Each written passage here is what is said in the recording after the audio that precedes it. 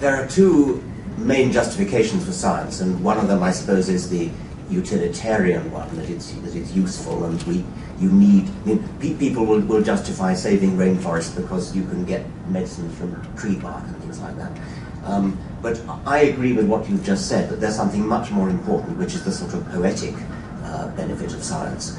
The utilitarian benefits of science are not a good enough reason. I think it's rather like, I've used this example before, it's rather like saying that the point about music is that it's good exercise for the violinist's right arm.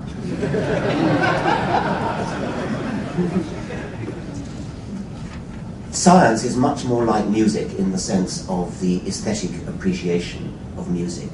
And just as you don't have to learn an instrument like the violin in order to appreciate music at a very high level, so you can appreciate science and you can enjoy science and you can feel the thrill of the aesthetic thrill of science without actually being a scientist. So you don't have to have made a youthful study of the Bunsen burner in order to appreciate the music of the spheres, the majesty of the heavens, the majesty in another sense of the geological record, the sheer age of the rocks, the immense complexity of a single living cell, let alone the immense complexity of the trillions of living cells that is each one of you. So, and you. And me. So, I suppose that what Neil was talking about is kind of intermediate between the violinist's right arm, the utilitarian, mundane value of science, and the Carl Sagan sort of poetic value of science. The advantage of the scientific way of thinking, of not getting a cockeyed view of the world in which you find yourself. Science has developed methods of avoiding fooling yourself. Scientists are not necessarily more honest people than anybody else, but the methods of science have honesty built into them. We have peer review, we have the necessity for experiments to be repeated before they're taken seriously. We have the virtue of inter-observer correlation. It shouldn't matter who does the experiment. If the experiment is done in Japan or America or India, if the experiment's done properly, it should get the same result. Scientists don't appeal to authority. That kind of correct view of reality, as opposed to a tradition view of reality or a revelation view of reality, that seems to me to be a third virtue of science, which lies intermediate between the violinist's right arm on the one hand and the Carl Sagan in the upper stratosphere of poetry. The big problem that we have in science education is we just do not teach science well. I always felt we never had a chance to really talk about what physics was all about. And when I tried to do that, there was no interest in it. It was just the students sat there, oh, is this going to be on the test?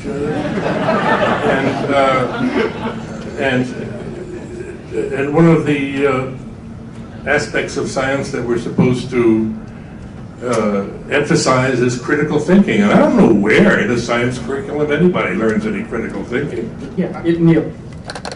Victor, I think you're under recognizing the value of your life experience in those roles. Let me offer, anecdotal though it is, reflections on just your point. People who are in school and maybe in a physics class, and perhaps they don't want to become a physicist or an engineer, they'll say, why do I have to learn about a frictionless pulley on an inclined plane with a massless? I mean, how will I ever use this? And in fact, you will never in your life encounter a frictionless pulley on a massless pulley on a frictionless inclined plane. Never, ever will that ever come up. Yet it's a physics problem in the physics book. And so I understand this, of course. However, there's something else going on there that we forget as educators, and particularly as physics educators. And that is in order to solve the problem in the first place, there's a new wiring of the brain that gets connected. And even after you forget the details of having solved the problem, the wiring in the brain that was established to have solved the problem lingers on. And I see this in the minds of adults. For example, Richard Holbrooke, who you may remember as the American ambassador to the UN during Clinton, he's a neighbor of the American Museum of Natural History, where it's my day job up there, in case you're at the Hayden Planetarium. He wanted to take a tour of the newly built Rose Center at Hayden Planetarium right after we built it. And so I build the place, I give the guy the tour. And I start describing the moon, the planets, the stars, and he starts asking questions. And he says, is it true that if the moon is aligned this way, you get this phase before this eclipse takes place? I said, well, yeah, actually, yeah. We're walking around, and he says, well, if this galaxy rotates, do the stars move through the gas clouds, or is it all one? Oh, well, actually, it goes this way, and you trigger star. And he's asking questions deep in the content. And I say, now wait a minute, you're like a politician. You're a negotiator in the Balkans. What? Where does this? What? And he said, oh. So I took physics when I was in college before I shifted over into international law. And then it was just plainly obvious that this man had solved frictionless pulley problems because he knew how to get to the essence of a problem. And then I asked him, how does that reveal itself in the negotiating table? You as a politician, how does this show up? He said, you know immediately who's basically full of it and who isn't. Because they're constructing alternative realities that have no foundation in the real reality. And so Victor, don't give up on yourself too quickly. All right. Yeah. Very good. I should mention that I grew up in this area, and when I was about 15, my mother took me to the Hayden Planetarium. It was around 1950 or something like that. And that really got me into science. So Neil, you did a great job. But yeah, you're right, and I have to admit that there's something happening in the process. I'm just claiming that the people who are coming out are still not thinking critically the way we want. Why is it that so many of them, for example, still will come out of the science education and still believe in religion? I mean, it's just, is there when you walk into a church, is there a place there where you leave your brains, deposit brains here? And this is something I think we've all had to puzzle about. Richard. Yeah, Richard. In biology education, we have very much the same kind of problems, but we have one massive additional problem, which is that the central theorem of biology is evolution. And in the case of evolution, well, there are, of course, difficulties in understanding evolution, which are genuine difficulties, which are comparable to those in understanding physics. In order to really understand evolution, you have to get your mind around incomprehensible time spans. Nobody can really grasp what 1 million years means, let alone what 100 million years means, because our brains on the Pleistocene of Africa were geared to understanding time spans of seconds, minutes, hours, days, years, decades, maybe at most centuries. We can't cope with 1 million years, we certainly can't cope with 100 million years, and yet you've got to, or you won't understand evolution. Similarly, there's a tremendous interference put up by the fact that we are an artifact-creating species, and therefore, when we see a mechanism like an eye, a biological mechanism like an eye, our mind instantly leaps to artifacts, and we instantly think there has to be a maker. And these are all legitimate difficulties which are soluble by patient explanation, and I've devoted my whole adult life to trying to provide such explanations. But we have to face the fact that in the case of evolution, we have one massive roadblock to education, and that is religion. Because in the case of evolution, I think almost uniquely in science, maybe the Big Bang is subject to similar problems, we have a competing worldview which is actively engaged in a political process of deliberate subversion of the educational process. And so, whereas a physicist who is trying to get across the charms of balls sliding down inclined planes, etc., has the ordinary problems of education and yet students wondering whether it's going to be on the test, biologists have all that problem as well, but they have the additional problem that the student will say, oh, I don't believe that because I'm a, you name it, Muslim or Catholic or whatever. I was visiting a school a few days ago doing a filming project and was talking to these children they were 15 or 16-year-olds about evolution. And time and again, I would get somebody who would say, oh, well, I know that's what we're told in school, but I don't believe that because I'm a Muslim. It says in the Quran, or it says in the Bible. And I put it to them straight, do you mean to say that if the evidence says so-and-so, and your holy book, whichever one it happens to be, says the opposite, you mean you prefer your holy book over the evidence? And they said, of course we would. There was no question about it. 15, 16. And where were you? In England, in London.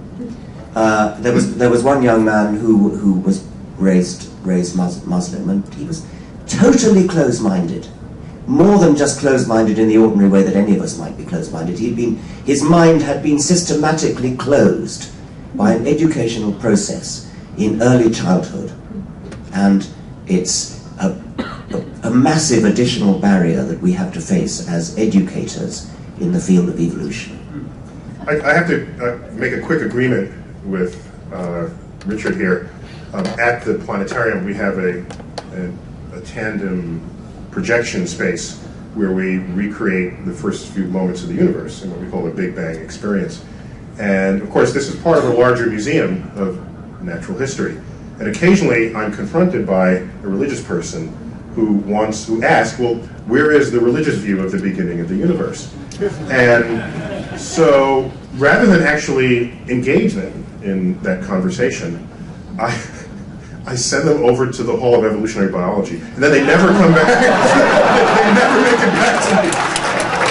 Because in those halls we have chimpanzees holding hands with human skeletons, and so they just never show up again. So forgive me, but I'm sending them all over to you. But I'm sorry, the question?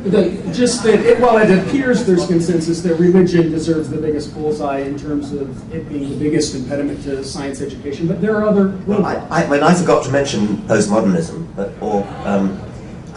there is a kind of view which is being put about in social science and arts departments of universities, that there's nothing special about science, and science is just one version of truth, and your version of truth is just as good as my version of truth, and we all decide what's true for us, and never mind about evidence. Who says evidence is important? Isn't evidence just a white male supremacist concept anyway? The common statement that you hear, where did the universe come from? Why is there something rather than nothing? Simple answer to the question, why is there something rather than nothing? And that is that nothing is unstable. Nothing is not the most natural state. Something is the more natural state of existence. Yeah, but Victor, okay, but I'm okay with that, but even if we didn't yet have an answer to it, we should not be ashamed of not having answers to all questions yet. So you shouldn't somehow take the list of questions that the religious community poses to science and say, well, what was around before the Big Bang, and there were this and after death, and I say, I don't know yet, and go on to the next problem. And I'm perfectly happy staring somebody in the face saying, I don't know yet. And we got top people working on it. Instead of the moment you feel compelled to provide an answer, then you're doing the same thing that the religious community does, providing answers to every possible question. By the way, what science also does is not only answer well-posed questions, it also can put you in a position to judge whether, in fact, the question has meaning in the first place. And because not just because you put nouns and verbs in the right sequence doesn't mean your question has to have any sense at all. If you ask, what is the square root of a pork chop? That doesn't. At what temperature does the numeral 7 melt? Just because you ask that question doesn't obligate me to say, hey, let's fund the lab to answer it. And so science inquiry is also, half of that effort is constructing the questions in the first place.